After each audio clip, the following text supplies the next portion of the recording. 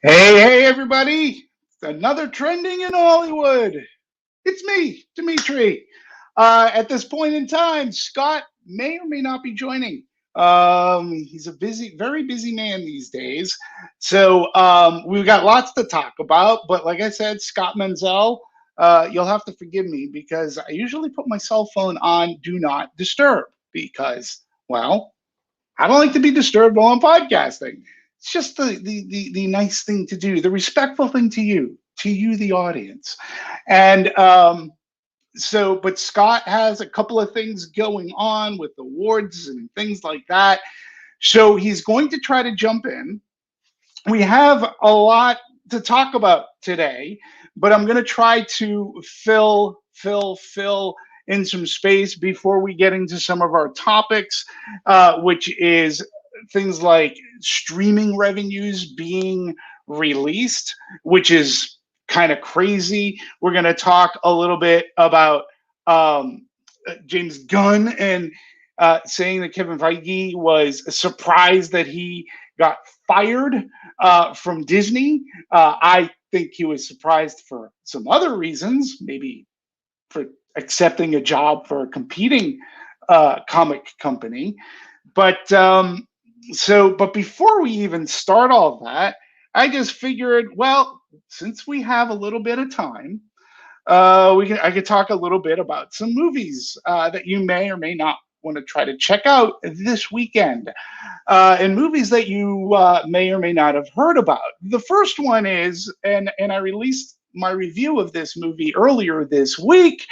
Well, it is summertime, and what is summertime without a shark movie? A shark movie being released on Shark Week, no less. So this movie came out, or it's out today, called Great White. Uh, Title says it all. It's a really great title, and all I can tell you is that Great White is a fun summer shark movie, and it actually serves up characters you end up caring for. So, as you know, since 1975, there have been a ton of shark movies since. So much so that it's really kind of hard at this point to not have some repetitiveness and movies kind of looking the same. Um, and some of the movies that have come out uh, since Jaws, some are good, some are not so good, and some of them are pretty stinky. So, and this really, let's be honest, folks, the greatest one of them all today, till this day, is still Jaws. But we've gotten some half decent um, movies. Most recently, The Shallows. The Shallows didn't suck. That was kind of fun. Deep Blue Sea was okay. As far as the Jaws sequels go, when you get beyond two, uh, Jaws 3 3D and Jaws the Revenge pretty much make look Jaws 2 like a classic. So, but this movie Great White that is out, I definitely believe that it's a movie that I think if you watch it, you'll have a good time. They it really does try to keep you out of the water. It is better than some, and the movie could have been a whole lot worse. So, and this is due to, I think, some decent direction and also a half decent screenplay. Kind of think Lifeboat meets Open Water.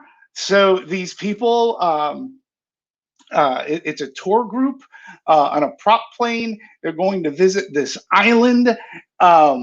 In which moments before, or like a few days before, a couple was visiting and yachting on this island in their sailboat, and they decide to swim, unbeknownst to them, with a shark, a big great white shark. Things don't end up too well for that couple. And then days later, this tour group comes along to look at this island in Australia, Imperius Island, and they find the remains of one of those people, uh, realize it's a great white. They do call the Coast Guard, by the ways, which I actually appreciated. They called in some backup. but the tour gets postponed, saying, "Hey, we got to look for this boat. We know that they're yachters," and take off they take off. They find the boat not too far from this island. They land to see if there are any survivors. They make some grisly discoveries, and while they're getting back on board the seaplane, they get hit by said great white, not unlike when the great white attacked a helicopter in Jaws 2. But this basically leaves the folks on the plane. They have this mighty big kind of a sea raft, and they are in open water, uh, floating with the tide, being followed by a great white. The movie builds up some really decent suspense, and actually, I was surprised as to what they do with. They actually make more for less. This couldn't have been a huge budgeted film, and it actually works. Kind of almost like 47 meters down. If you like that movie, you'll probably like this one too. There's some really good suspense. There are some good money shots, and hey, look who it is! Look who it is! Hello, hello, hello. I am just coming on real quick. Sorry to interrupt Demetri's show here. Okay. I just wanted to apologize to everyone and let everyone know right now. Demetri will be taking over this show for the next 3 weeks. Not only do I have Scott, we want viewers. Don't tell them that. Yes, so people, even though I'm not here, please continue to support Trending in Hollywood, and we're going to try to support Demetri, and we're going to try to get another member of HCA to kind of come on here and do that as well. But I just wanted to jump on real quick and apologize. As everyone knows, just to kind of give a little bit of insight, and before I jump off, as you know, we have a mask mandate that went into place for LA County, which is going to be effective on Saturday. And as you know, the HCA TV Awards are slated for August 22nd. And that, of course, has become a big problem. And we are now doing our due diligence to provide a safe venue and space and event. So that's why I'm not going to be here today, because I actually have to look at alternative venues. And next week, my wife's family is coming in town, so I'm hopefully going to get a little bit of a vacation after a year and a half. So that's it. I just want to jump in. I am sorry I'm not going to be here. Demetri will take very good care of you. He will promise that he will try his best not to go on long rants. He will try. And yeah, thank you everyone for watching and supporting, and I'll be back in a couple of weeks, but appreciate you and appreciate all the viewership. Thank you very much. Bye, Scott. Bye. Thanks for hopping in. You're going to miss a great show. We were looking to talk about revenue streams and all that fun stuff. Oh, well, come on, Demetri. We'll come back. I'll watch all the episodes, and then we'll have like a 3-hour argument episode after I hear all your opinions. And I'll be like, that guy, him and his anti-streaming. All right, buddy. I'll talk to you later. All right. Thanks, man. All right. Bye. All right. Bye. So there you have it, folks. Thanks, Scott, for coming back on, interrupting the middle of my review. I was just about to wrap it up and tell everybody that the movie Great White, director his name's Martin Wilson. He's obviously a fan of shark movies, and his efforts in Great White are admirable. And the movie's efficient and effective. It builds suspense. The attacks are solid. It's not really predicated on gore, more so like suspense. So I would definitely recommend. I gave it 3 fingers. I said it's A-okay, and it's worth taking a look, especially now during Shark Week. So that also leads me to something that I had talked about in a couple of episodes back. We did a trivia question about Jaws. And the question was, and I'm going to pose it at the beginning, and if anybody who comes on board that hears this, how many how many entities did Bruce the Shark chomp on in the movie Jaws? Okay, from beginning to end, how many suffered a fate from Bruce the Shark in the movie Jaws? I'll try to get back to that. Give everybody time to put their thinking caps on, and well, why don't we just get into streaming, trending in Hollywood, streaming revenues and grosses, and how grosses may be going forward and how they're reported. Okay, so we had a really big box office weekend last week. Shouldn't be a really big surprise. Box office, Marvel's Black Widow debuted with a dazzling $80 million in theaters. So that's box office revenue. Domestic gross was $80 million. We also had an additional $78 million from foreign territories. Now, these numbers are usually reported on together. There's no big shock there. But what really kind of threw the industry into a tizzy this week was Disney decided to release their streaming revenue. So you understand that Disney Plus also carried Black Widow. It was Disney Plus Premiere at a cost of, let's just say, $30. I believe it was $29.99. So $30. And recently, or actually, historically, streamers don't release their numbers. And it's kind of hard, right? Because when you take Disney Plus, right, they know how many people will pay to see their movie, right? They have that information. A place like Netflix, they only go by a subscription. You don't pay additional to see a movie like a Bird Box or anything like that. You're already that's built into your subscription. So the only thing that Netflix can actually provide with, because they do know how many people watch their movies. So here we are, and Disney actually released their figures, and they claim that Black Widow generated more than $60 million in Disney Plus Premier Access. So that's $60 million, which they blend into the gross. So we're looking at a final weekend figure at around $215 million, which is very interesting. Again, it's interesting from the standpoint of going forward. Will Disney Plus Premier Access release their Jungle Cruise numbers going forward? And like, whether they're good or bad, my thoughts on this is that this is how we're going to be reporting grosses, or at least Disney will be in the future, if they feel that it is to their advantage. Meaning, Black Widow, $60 million for Premier Access. That's, kind of a lot of people who paid $30 to watch Black Widow on TV. And you have this $60 million gross, so to speak, and that's not bad, I suppose. And when you couple it with the $80 million that it did in box office, you add that in there along with foreign territories, you're able to report $215 million, which is a good amount of money. It's a lot of chest thumping, is what it comes down to. But will they do that for every movie? That, I think, remains to be seen.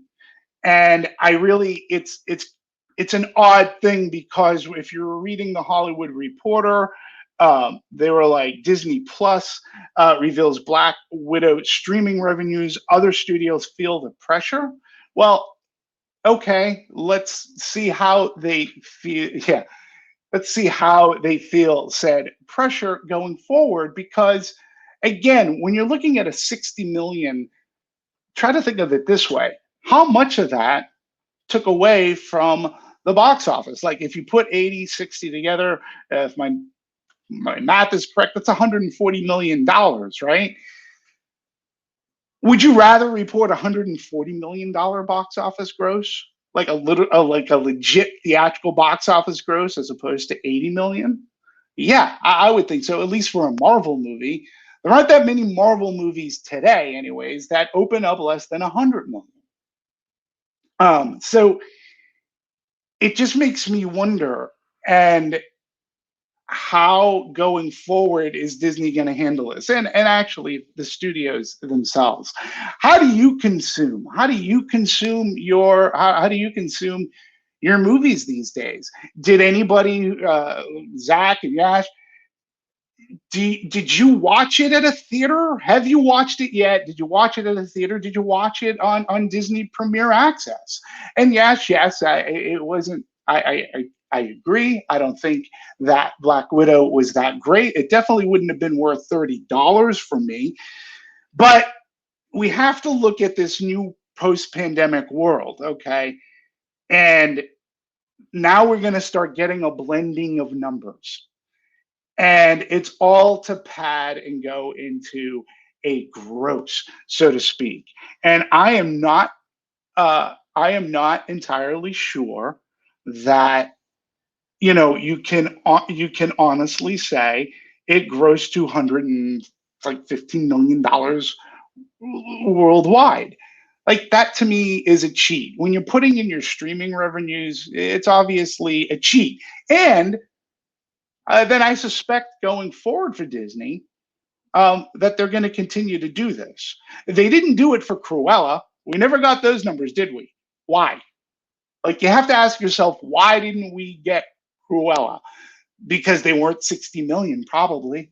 I don't know what Cruella did, but they didn't blend that gross. They didn't blend those numbers.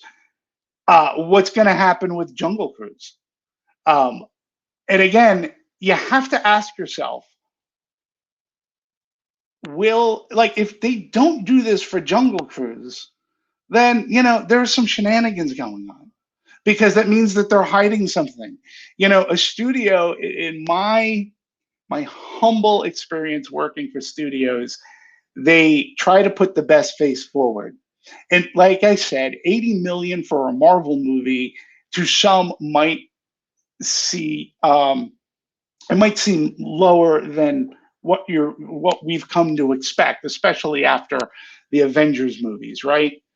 So instead of just saying, "Hey, we were number one at the box office with 80 million," and then all the analysis and pundits will say, "Yeah, but 80 million, that's not a lot," and whatever. So, oh, but we did 60 million on Premier Access. We'll add that to it. We're going to add our international gross too. So it really is padding for ego's sake. And again, I'm not barking at $80 million. A few weeks prior, we had Fast and Furious did they did $70 million. So we are seeing this inclination of people feeling more and more comfortable to go back into the theaters, and I think that 80 million is kind of commendable. But the thing that again, I have to say this again, if you've been paying attention to our past shows, Hollywood, I believe, right now is putting too much into an opening weekend right now.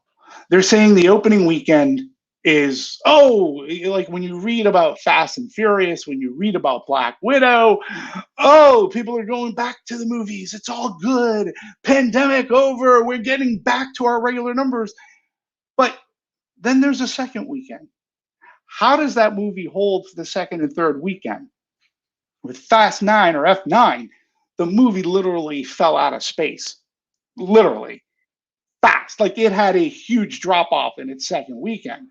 It remains to be seen what Black Widow will do. And what if it has a larger than what would be considered normal for a Marvel movie second weekend drop? Can you attribute that to the streaming? The thing is, if somebody saw the movie in a theater, are they more likely to go back because to the theater to see it again? We already know that there is a baked-in Marvel audience that will go see the movie, whether it's good or bad. They'll see it over and over and over again. They'll go back to the theater. But now that they have it at home, right? Are they going to be incentivized to go back and see that movie in the theater? That's a really good question. We don't have an answer. And plus, since Disney was so forthcoming on this opening weekend streaming revenue. I want to know what the second weekend is for streaming revenue. And I want to know, like, why not? If you're going to do it for the first week, then you have to do it for the lifetime that that movie is on, where you're collecting dollars for people to watch it on TV. And I don't know if that's ever going to happen. Oh, yeah. Oh, but Yash, I'm reading your thing about movie theaters are still closed in Toronto. But Cineplex, doesn't Cineplex open up rather soon? Um, I think they are, and I just read something that in August, people from the states will be able to come into Canada. But I think Cineplex is opening up soon, so yeah, she'll be able to go to the movies again. You'll be able to go to the movies, which is kind of cool. Um, but yeah, they may have still been closed. So Yash, you were kind of forced. You really wanted to watch Black Widow, right? You were kind of forced to pay the $30, if I'm correct. So, that's an interesting thing as well. So, people in Canada who didn't have an option last week, you really you could have led to the $60 million to that $60 million online gross, which makes sense. Cineplex open today. Gosh, I wish you safety, Godspeed. Uh, Go to the movies, mask up. Your first time might be a little weird, but go and have a good time. Look forward to hearing about your experience back here on Trending in Hollywood. So, but I just want to come back, wrap this up for a little bit, because I think it's a future of reporting grosses now.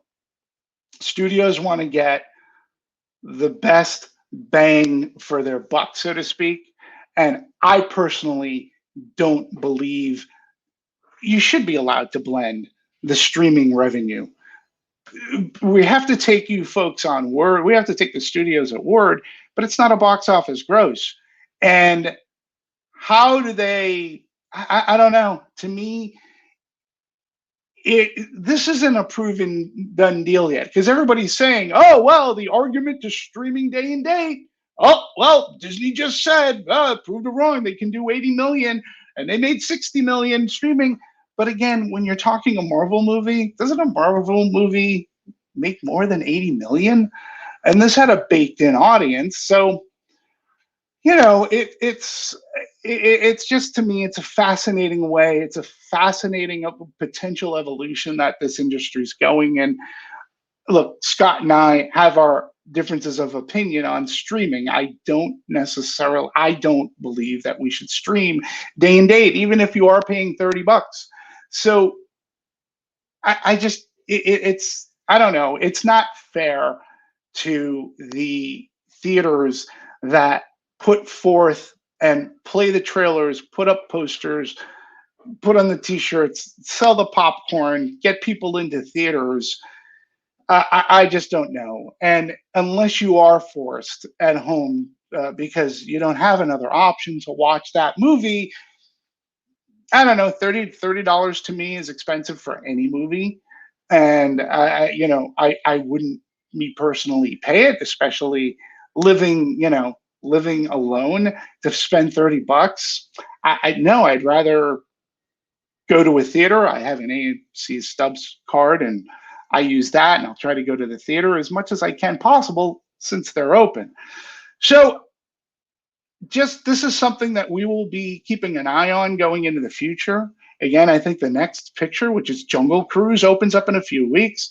It'll be interesting to see if Disney will release those numbers as well to pad. It'll be interesting to see how Jungle Cruise does opening weekend.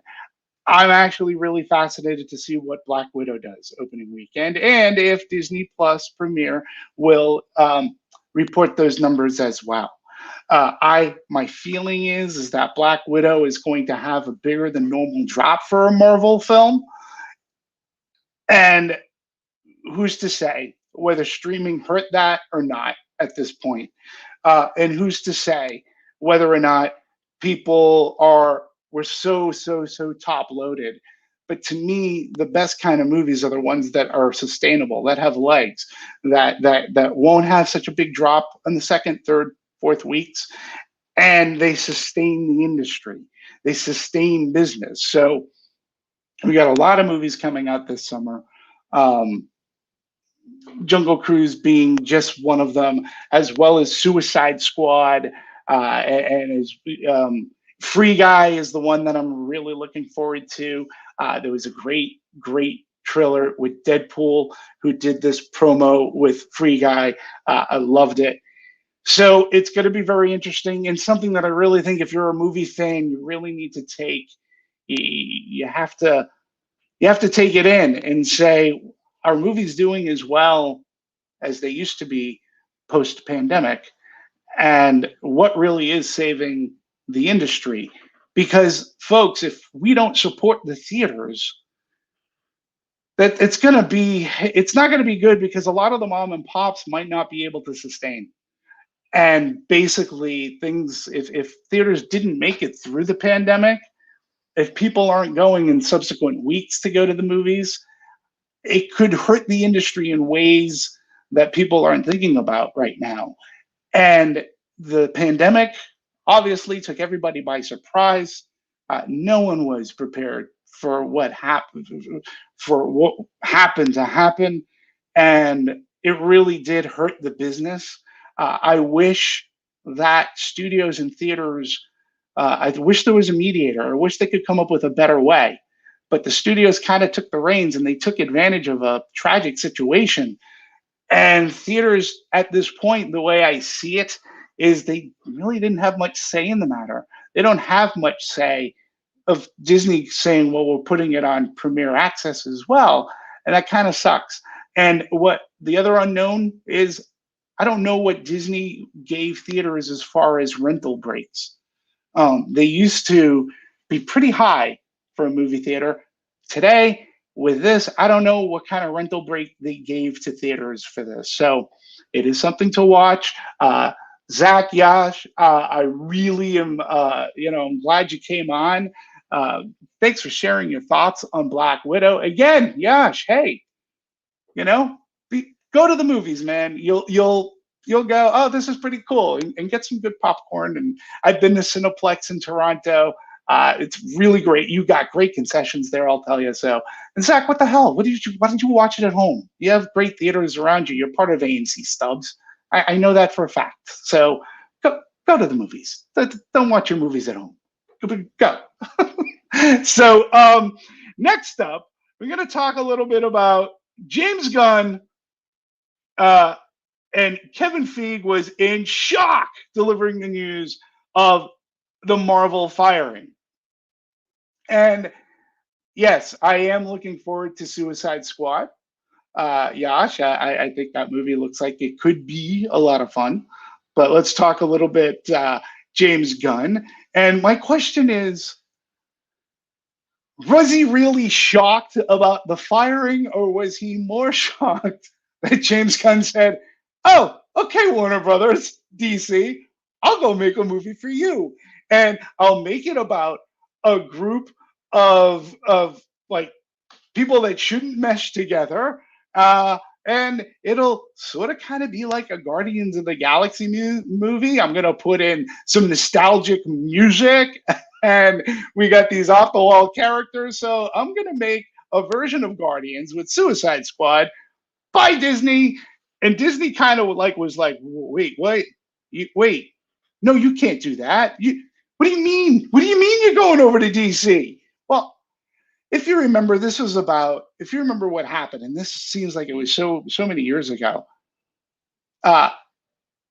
as people do in this cancel culture kind of world, they dug up tweets from James Gunn that took place years, like a decade or so prior. It's over a decade now, in which at the time he had written some things that today would be considered inappropriate, insulting, and such. And people dug all this info up. Of course, they put it on social media. Pardon me. And James Gunn did come out, and he did do the right thing. He apologized. He said, "Hey, I was an idiot kid. I was a lot younger back then." He goes, "You know, what the hell?" He goes, "I'm really sorry. I'm not that person anymore. Is I've evolved. I'm a better man, and I truly am sorry for those that I may have insulted." And yet, here he goes. And Disney does the right thing. They fired him. And I'm being sarcastic by saying they didn't stand up for him. They just instantly fired him. They didn't give him any time. They didn't talk to him. They just said, "We don't need this in our culture. Goodbye, James Gunn." And it really left the film world stunned. It left movie fans stunned and Marvel fans stunned.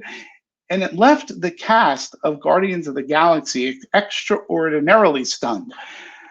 I don't recall Mr. Feige coming out and defending James Gunn. I mean, um, if somebody can prove to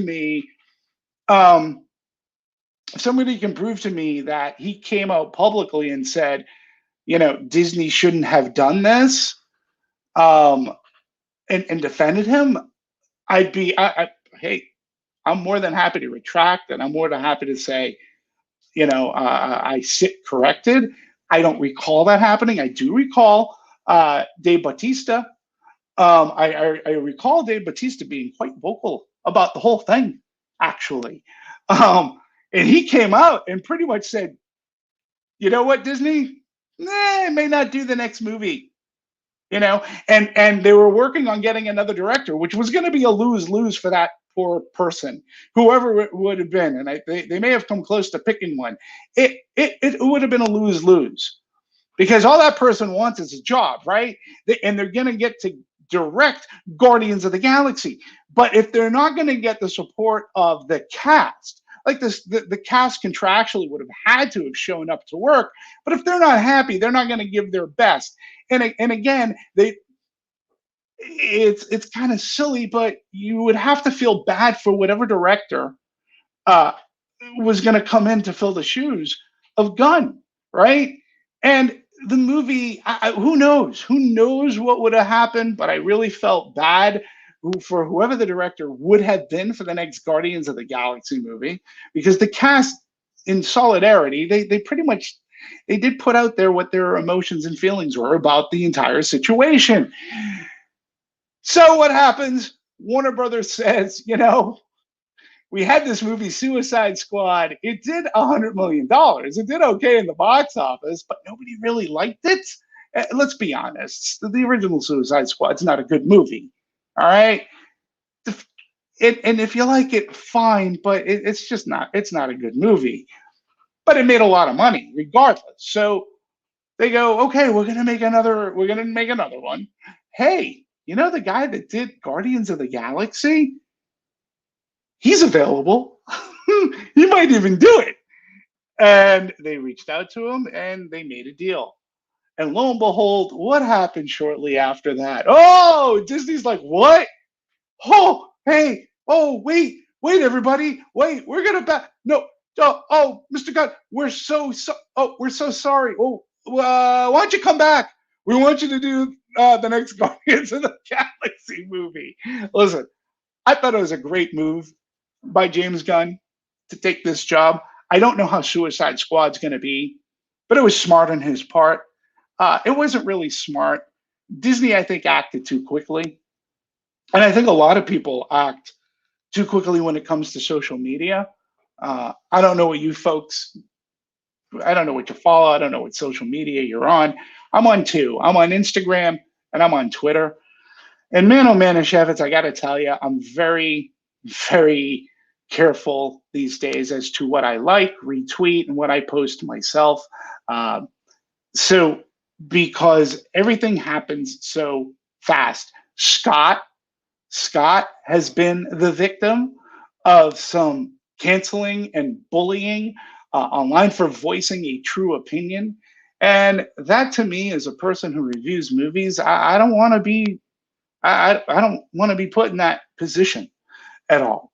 And it's kind of sad that with this cancel culture, it happens extraordinarily fast and it's swift, and that's what happened at Disney when you have to take into consideration, some other factors.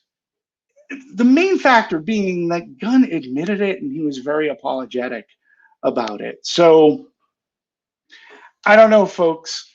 Uh, I'm not entirely sure. And again, if somebody can come up with where Feige publicly came out and said, Disney, I know we have a partnership, but I'm not on board with this. I really, I back my guy. He's my guy. Nobody thought Guardians was going to do the business that it did, and it did. It was really great. He put this together. He's the mastermind behind it. I don't recall that happening. Like I said, I recall Bautista doing it and the cast standing in solidarity. So to hear him say that he was shocked of the firing, okay, Jay, I get it. You're doing the game. I get it, and I know you believe it. But I think he was just more shocked that you took a job somewhere else and you were able to get a job. So, anyways, hey, Kevin, how are you? Warner Brothers give their films for free. Yep, they do. Yeah, I think pretty much Zach did Chris Pratt. I believe most of the cast. I know Zoe Saldana. I believe Nebula. I can't think of her name right now. I think most of the cast was in solidarity here in supporting James Gunn. Bautista was the most vocal from what I recall. And he was the one that actually said, you know what? I might not come back, and I'm not going to be happy if I am. So Marvel puts all their world-class talent in boxes. Yes, they do. Karen Gillan, thank you. Thanks, Zach. So it's just very interesting. And of course, I'm looking forward to the next Guardians of the Galaxy, even more so now that Gunn is back. He deserves to be back. But I too am looking forward to Suicide Squad. The movie looks like a screen full of fun. I hope so. So let's see what happens there. So we talked about Black Widow, talked about reviews. Other than that, there wasn't a whole heck of a lot of news going on. Scott did talk about COVID. We were working on things like that. Folks, I don't know where you are. I don't know how it is in Toronto right now, Yash. But over here in LA County, we're having some major spikes. And if we're paying attention to restrictions, we would be in a restricted state right now. So it's kind of weird. I was just getting used to going back to the movies. And as of this Saturday or Sunday morning, there are going to be indoor mask policies put in place here in Los Angeles County, which is going to make things odd because, to my knowledge, they're not going to decrease capacity at all as of yet. So that news has been going on. Let's see. We've got Gunpowder Milkshake. For those who have Netflix, Gunpowder Milkshake with Karen Gillan is on. I watched the movie last night. I can tell you it's kind of fun. I wouldn't say it's great. I would give it the three fingers. I'd say it's okay. It's kind of a cross between Luc Besson and Zack Snyder. It's like neon cotton candy, meaning, wow, it looks great, tastes great. And then, when you're done with it, it was like, okay, on to the next. It was kind of fun. It was stylistically violent. There's a great scene that takes place in a diner. That's all I'll tell you. The movie's just a little over an hour and a half. It has a really good cast, and it's fun to see. I think I love it when people like Karen Gillan, who's known as Nebula, right? I love it when these people step outside of these roles, could still do an action movie and not be Nebula. I love that, and I think it's great that people can have the faith to say, yeah, she's not just Nebula, she can do other things as well. And I appreciate that. The movie's on Netflix. It's fine. It's a good take. I recommend it. So now going back to, I want to go back to Jaws. Did any of you folks think about the Jaws question?